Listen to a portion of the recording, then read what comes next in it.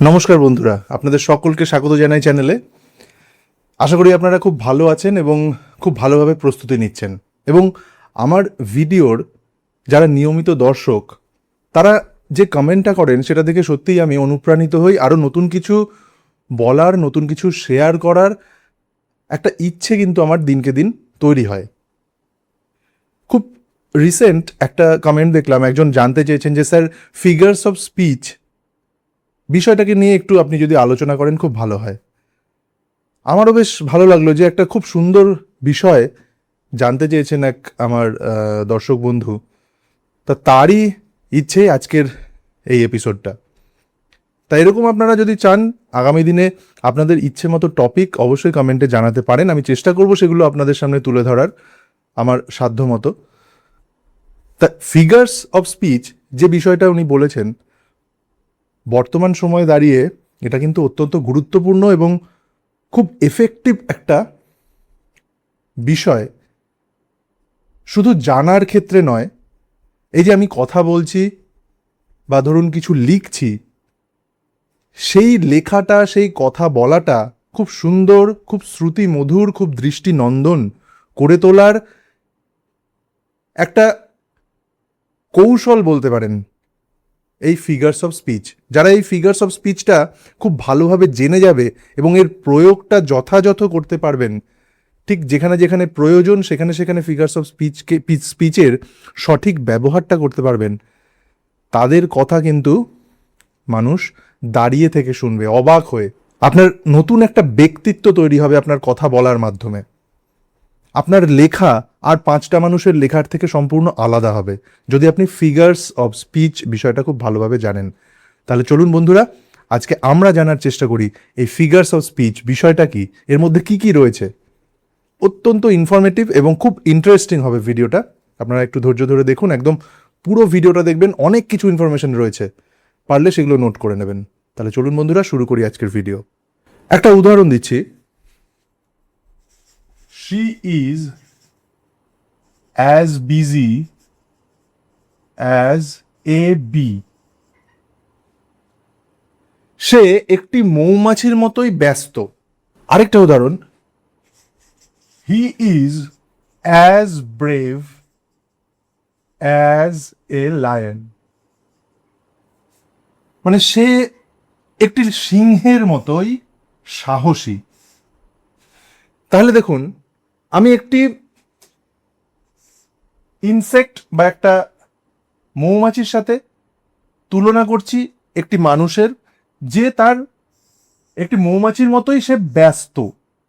আবার আরেকটি মানুষকে তুলনা করছি সাহসিকতার দিক থেকে একটি সিংহের সাথে। তাহলে আমি কিন্তু বলছি না যে সেই মানুষটি বা সেই মেয়েটি একটি মৌমাছি বা একটি সিংহ, আমি তার সাথে তুলনা করছি, মানে তার মতো একটি মানুষ বা একটি মহিলা, ব্যস্ততার দিক থেকে, সাহসিকতার দিক থেকে। তাহলে এই মতো, তার মতো যখন আমি তুলনাটা দিচ্ছি, তাহলে এই ধরনের ব্যবহারকে বলা হয় সিমিলি। সিমিলি বা বাংলায় যাকে বলা হয় উপমা। কি করে বুঝবো? সেন্টেন্সের মধ্যে যখন লাইক বা অ্যাজ এই ধরনের কথাগুলো থাকবে। ইজি বিষয়টা। এবার ঠিক একই রকম আরও একটা বিষয় নিয়ে আলোচনা করব, যেটা এই উপমার কাছাকাছি, কিন্তু তার মধ্যে একটা সূক্ষ্ম পার্থক্য রয়েছে, আর সেই পার্থক্যটাই কিন্তু আমাদের জানতে হবে। একটা উদাহরণ দিচ্ছি, টাইম ইজ মানি। মানে সময়ই অর্থ, টাইম ইজ মানি। আরেকটা উদাহরণ দিচ্ছি, ধরুন, the class is a battlefield. Battlefield, time is a money. সময়কেই অর্থের সাথে সরাসরি এক বলে বলা হচ্ছে, যে দুটো বিষয় একই জিনিস। Time is money, the class একটি শ্রেণীকক্ষকে ব্যাটলফিল্ড বলা হচ্ছে সরাসরি। এখানে কোনো যেন বা মতো, লাইক অর অ্যাজ এই ধরনের কথা কিন্তু ব্যবহার হচ্ছে না। সরাসরি দুটো ভিন্ন জিনিসকে ইকুয়াল বলা হচ্ছে, সরাসরি একই রকম বলা হচ্ছে, কোনো তুলনা নয়। Time is money, the class is a battlefield. তাহলে এই বিশেষ ব্যবহারটাকে, এটাকে বলা হচ্ছে মেটাফর। বাংলায় এটাকে বলা হয় রূপক। তাহলে আশা করি বুঝতে পারলেন বিষয়টা। এবং আমি এর আগে যে সিমিলি বললাম, সিমিলি আর মেটাফর দুটোর মধ্যে সামান্য যে পার্থক্যটা সেটা একবার বুঝে নিন, তাহলে দুটো বিষয় আরো বেশি ক্লিয়ার হয়ে যাবে। সিমিলিতে লাইক অর অ্যাজ এই ধরনের শব্দ আমরা পাই, মানে দুটো ভিন্ন বিষয়কে একটা তুলনা করা হচ্ছে। মৌমাছির মধ্যে ব্যস্ততা, অর্থাৎ মৌমাছির ব্যস্ততার সাথে তার ব্যস্ততার তুলনা করা হচ্ছিল, সেটা হচ্ছিল সিমিলি, যাকে বাংলায় বলা হচ্ছিল উপমা। কিন্তু মেটাফরে কি দেখা গেল?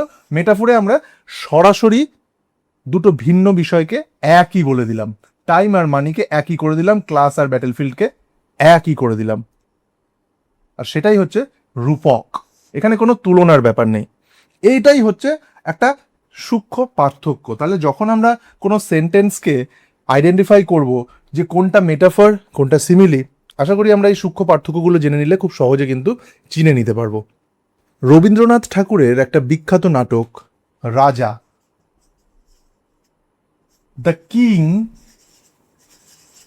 অফ দ্য ডার্ক চেম্বার, রাজা। এখানে রাজা চরিত্রটা অদৃশ্য, আত্মা বা ঈশ্বরের সাথে এই রাজা চরিত্রটাকে তুলনা করা হয়। আবার এই যে অন্ধকার, ডার্ক, যে অন্ধকার কক্ষ বা ঘরটা, সেটা একটা অজ্ঞানতা। মানে এই যে গল্পটা, এটা কিন্তু শুধু একটা গল্প নয়, এই গল্পের আড়ালে লুকোনো একটা দার্শনিক ব্যাখ্যা রয়েছে এই রাজা গল্পের ঠিক আড়ালে। তাহলে এই রাজা গল্পটা একটি বিশেষ ফিগার অফ স্পিচ আমাদের মনে করিয়ে দেয়, সেটাকে বলা হচ্ছে অ্যালিগরি। অ্যালেগরি, এই অ্যালেগরি বিষয়টা হচ্ছে কোনো একটা গল্প যার চরিত্র এবং ঘটনা এক কথা বলছে, কিন্তু ভেতরের গভীর অর্থটা সম্পূর্ণ আলাদা। তাহলে এই যে আমরা গল্প, যে নাটক যেগুলো পড়ি, সেগুলোর ক্ষেত্রেও ফিগার অফ স্পিচের কীরকম ব্যবহার হয়, সেগুলো আমরা যখন সেগুলো পড়বো আর ফিগার অফ স্পিচ বিষয়টা বুঝে নিলে, সেই গল্প কবিতাগুলো সেই নাটকগুলো পড়তে বুঝতে আমাদের কিন্তু অনেক সুবিধা হবে। তাহলে এরকমই একটা নাটক, অ্যালিগরিক্যাল ড্রামা, অ্যালিগরিক্যাল প্লে বলা যেতে পারে, সেটা হচ্ছে রাজা, the king of the dark chamber. আবার এমন কিছু গল্প রয়েছে যেগুলো আমাদের একটা নৈতিক শিক্ষা দেয়, সেটারও কিন্তু একটা বিশেষ নাম রয়েছে, সেটাকে বলা হচ্ছে প্যারাবেল। যেমন একটা উদাহরণ দিই, দ্য গুড সামারিটান। একজন আহত মানুষকে একটি অচেনা লোক সাহায্য করেছিল, আর সেই গল্পটা থেকে কিন্তু আমরা একটা শিক্ষা পাই যে মানুষ, একজন ভালো মানুষ হয়ে ওঠাই আসল ধর্ম। তাহলে সেই ধরনের গল্পগুলোকে বলা হচ্ছে প্যারাবেল। এর আগে আমরা জানলাম অ্যালেগরি। আবার এমন কিছু গল্প রয়েছে যেখানে প্রাণী বা কোনো জড় পদার্থ, যাদের মধ্যে প্রাণ নেই, প্রাণহীন বস্তুও মানুষের মতো কথা বলে এবং গল্পের শেষে একটা নৈতিক শিক্ষা থাকে, আর সেই গল্পগুলোকে বলা হয় fable.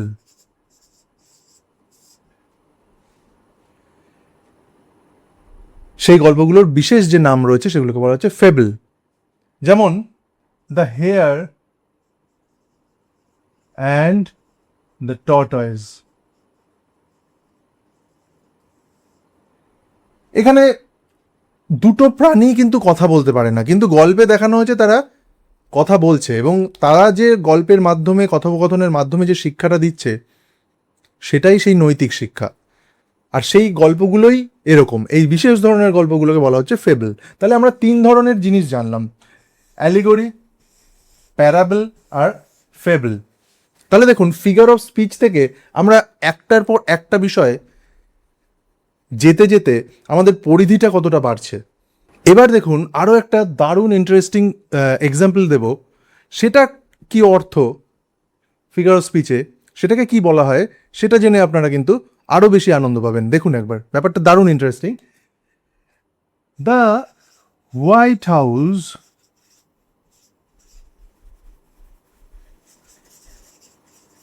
said the pen is mightier than the sword. এখানে দেখুন, দ্য হোয়াইট হাউস, এই কথাটা বললেই কিন্তু আমরা বুঝতে পারি যে হোয়াইট হাউস মানে আমেরিকার গভর্নমেন্ট কে বোঝানো হচ্ছে। আবার the pen is mightier than the sword, এখানে পেন কথাটা দিয়ে আমরা এটা বোঝাই যে বুদ্ধি বা যুক্তি, জ্ঞান, এই বিষয়টা পেন দিয়ে বোঝানো হচ্ছে। আবার সোর্ড, সোর্ড মানে মানে যুদ্ধ, অশান্তি, এই বিষয়টাকে সোর্ডের মাধ্যমে বোঝানো হচ্ছে। তাহলে কোনো বিষয়কে সরাসরি না বলে সেই বিষয়ের সাথে সম্পর্কিত সেটাকেই মিন করে আরও একটি শব্দ, অন্য একটা সম্পূর্ণ ভিন্ন একটা শব্দ, সেটাকে যে ব্যবহার, সেটার যে ব্যবহার, সেটাকে বলা হচ্ছে মেটোনিমি।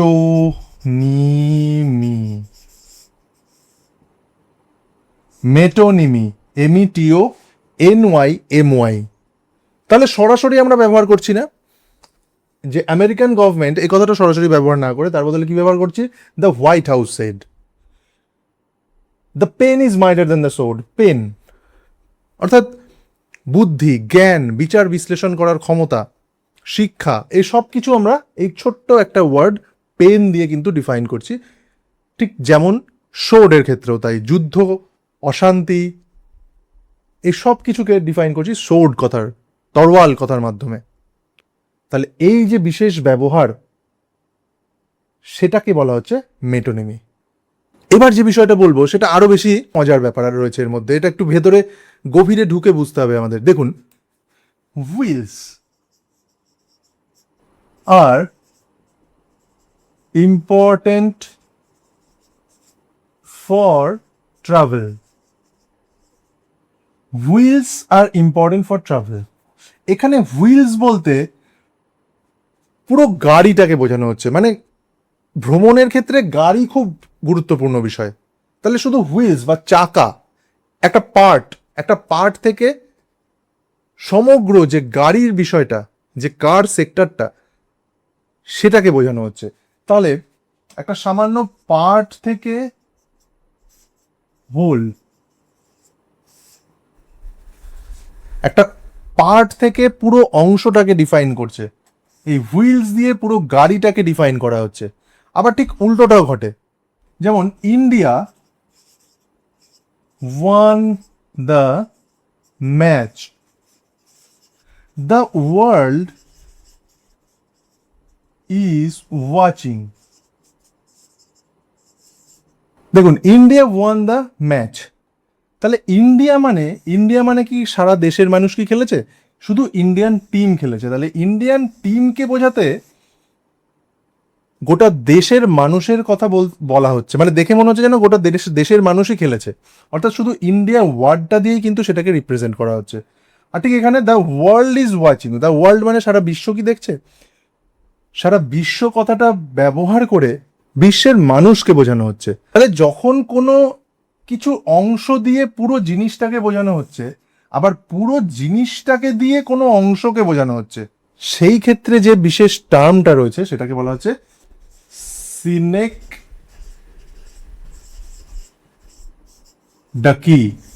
DOCHE,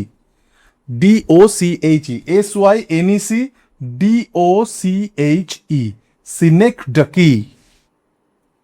এক্স্যাক্ট প্রনাউন্সিয়েশন যদি আমরা দেখি তাহলে উচ্চারণটা কিন্তু এরকমই আছে। বললাম বিষয়গুলো একটু মানে সচরাচর আমরা যেহেতু ব্যবহার করি না, এই ধরনের ব্যবহার আমরা দেখতে পাই যখন আমরা নিউজ পেপার পড়ি বা কোনো নিউজ চ্যানেল দেখি, তখন কিন্তু এই ধরনের ব্যবহারগুলো আমরা প্রায়ই দেখি। তাই এই যে ব্যবহার মানুষের কথা বলার সময়, এই যে একটু অন্যরকম যে ব্যবহারটা, এটাই তো ফিগার অফ স্পিচের আসল ফান্ডা। এবং এই ধরনের ব্যবহারে আমরা যত বেশি অভ্যস্ত হব, তত কিন্তু আমাদের কথা বলার ধরন, আমাদের লেখার ধরন অন্য আর 5 জনের থেকে সম্পূর্ণ আলাদা হবে। এবার দেখুন আরেকটা উদাহরণ, দ্য উইন্ড ইজ হুইসপারিং। আরেকটা, দ্য ফ্লাওয়ার্স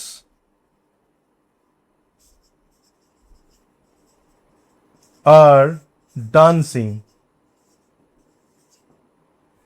খুব ভালোভাবে দেখুন, দ্য উইন্ড ইজ হুইসপারিং মানে ফিসফিস করে কথা বলছে। কিন্তু বাতাস কি সত্যি করে ফিসফিস করে কথা বলতে পারে? সাধারণত মানুষ ফিসফিস করে কথা বলে। তাহলে এই বাতাস একটা প্রাণহীন বিষয়, একটা বস্তু হচ্ছে এই বাতাস। আবার the flowers are dancing, flowers, ফুল কি কখনো নাচতে পারে? কিন্তু এখানে সেই বিষয়টাই বলা হচ্ছে। তাহলে এই প্রাণহীন, এখানে ফ্লাওয়ার্স যদিও সেই অর্থে আমরা উদ্ভিদের প্রাণ আছে সেই বিষয়টা জানি, সেটা নেগলিজিবল। এখানে এখানে যেহেতু উদ্ভিদ নড়াচড়া করতে পারে না, সেই বিষয়টা ধরে আমাদের এগোতে হবে। আর এখানে উইন্ড ইজ হুইসপারিং, তাহলে উইন্ড, ফ্লাওয়ার্স এক্ষেত্রে মানুষের মতো ব্যবহার করছে, একটি প্রাণীর মতো ব্যবহার করছে। তাহলে এর যে বিশেষ ব্যবহার, একে বলা হয় পার্সনিফিকেশন।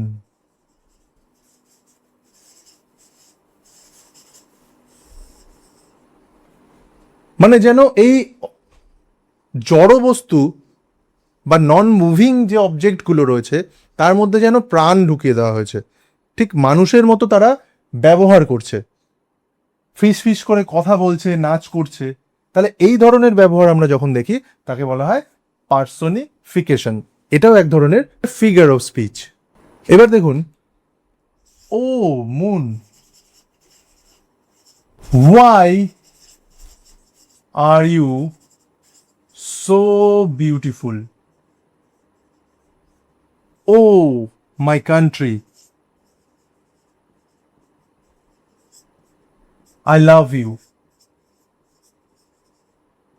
তাহলে সামনে নেই অথচ এমন প্রাণহীন কোনো বস্তু যাকে যাকে ডাকা হচ্ছে, সম্বোধন করা হচ্ছে, তাকে ডেকে যে কথা বলা হচ্ছে, তার একটা বিশেষ নামও রয়েছে, তাকে বলা হচ্ছে অ্যাপোস্ট্রফি।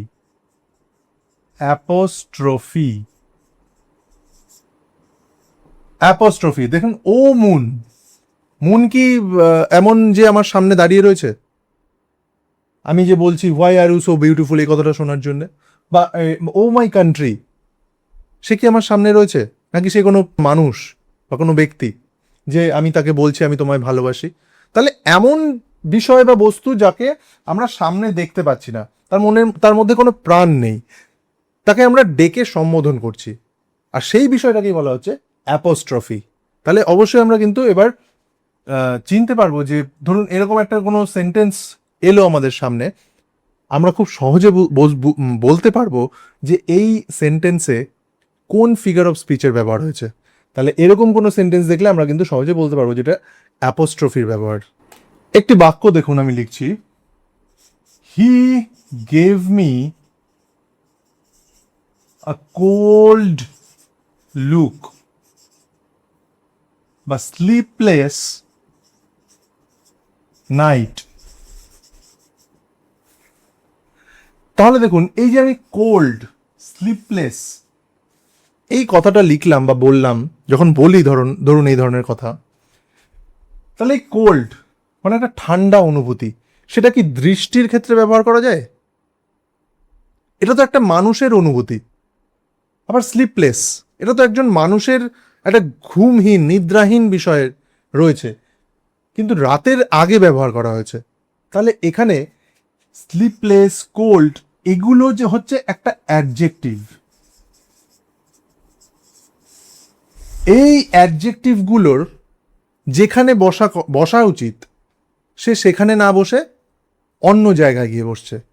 এবং এই অ্যাডজেক্টিভগুলো সাধারণত মানুষের ফিলিংসের সাথে জড়িয়ে রয়েছে। দেখুন, ফিলিংস, এবং সেই ফিলিংসটা কোনো অবজেক্টের পাশে গিয়ে বসছে, হিউম্যান ফিলিংসটা। আর এই স্পেশাল যে ব্যবহার, বাক্যে যে এর ব্যবহার হচ্ছে, এই অলংকারের ব্যবহার, এটাকে বলা হচ্ছে ট্রান্সফার্ড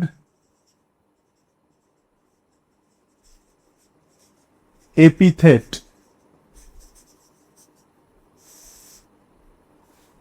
এটা হচ্ছে এক ধরনের ফিগার অফ স্পিচ। যার যেখানে বসা দরকার, এই অ্যাডজেক্টিভের যেখানে বসা দরকার, সে সেখানে না বসে সে অন্য জায়গায় গিয়ে কাজ করছে। তাহলে এই যে কোল্ড, স্লিপলেস, এই ধরনের অ্যাডজেক্টিভগুলো, এগুলোকে বলা হচ্ছে transferred epithet. Man proposes, God disposes. আবার to err is human, to forgive is divine.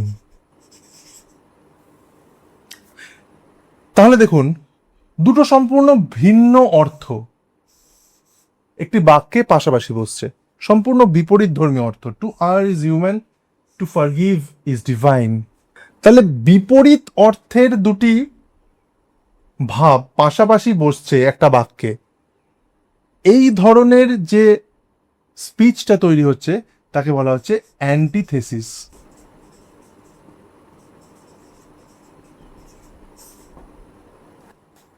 সহজ কথায় লিখতে আমায় কহ, সহজ কথা যায় না বলা সহজে। রবি ঠাকুরের স্ফুলিঙ্গ কাব্যগ্রন্থের দুটো লাইন লিখলাম আমি এখানে। দেখুন, সহজ কথা আর তা সহজে না বলা, এই দুটো বিপরীত ধর্মী মনের ভাবকে একটি বাক্যে নিয়ে আসা হয়েছে এবং তার একটা গভীর অর্থ কিন্তু এই বাক্যটার মধ্যে দিয়ে কবি প্রকাশ করতে চেয়েছেন। তাহলে দুটো সম্পূর্ণ বিপরীত ধর্মী মনের ভাব, সেটা একটা বাক্যের মধ্যে নিয়ে আসা হয়েছে, আর এটাকেই বলা হচ্ছে অ্যান্টিথেসিস। বন্ধুরা, এরকম আরও কিছু কিন্তু আপনাদের জন্য নিয়ে আসবো, ফিগার্স অফ স্পিচের খুব সুন্দর সুন্দর কিছু উদাহরণ এবং তার মজাদার ব্যাখ্যা, যেটা আপনাদের নতুন করে ভাবতে, নতুন করে কথা বলতে, নতুন করে লিখতে, নিজেকে অন্যদের থেকে একটু আলাদা করে তুলতে অনেক সাহায্য করবে। তাহলে আজকে এই ভিডিওটার প্রথম পর্বটা শেষ করছি। আগামীকাল এই ভিডিওরই সেকেন্ড পার্ট নিয়ে আসছি। কেমন লাগলো অবশ্যই জানাবেন কমেন্টে। আপনারা প্রত্যেকে ভালো থাকবেন। দেখা হচ্ছে আগামীকাল পরবর্তী ভিডিওতে। ধন্যবাদ।